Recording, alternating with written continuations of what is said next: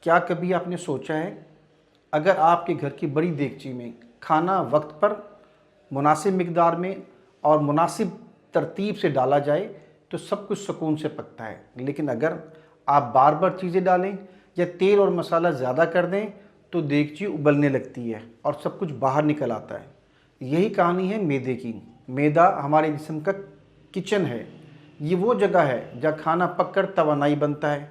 اگر ہم وقت پر کھائیں، سکون سے چبائیں تو نظام بہترین کام کرتا ہے، لیکن اگر ہم بے وقت کھائیں گے، بار بار چائے، تیل، مسالے یا کولڈ ڈرنکس لیں تو معدے کا توازن بگڑ جاتا ہے۔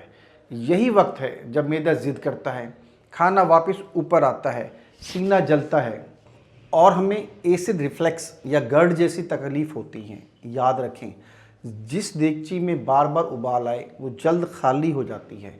اسی طرح اگر ہم اپنے معدے کو آرام اور ترتیب نہ دیں تو توانائی ختم اور بیماری شروع۔ حل بہت سادہ ہے، کھانے کا وقت مقرر کریں، تیل اور چائے کم کریں اور ہر لقمہ سکون سے چبائیں۔ میں ہوں ڈاکٹر محمد ہارون بلال۔ اگلی ویڈیو میں بات کریں گے کہ معدے کی تیزابیت کو قدرتی طریقے سے کیسے کنٹرول کیا جا سکتا ہے۔ تب تک ہمارے ساتھ رہیے۔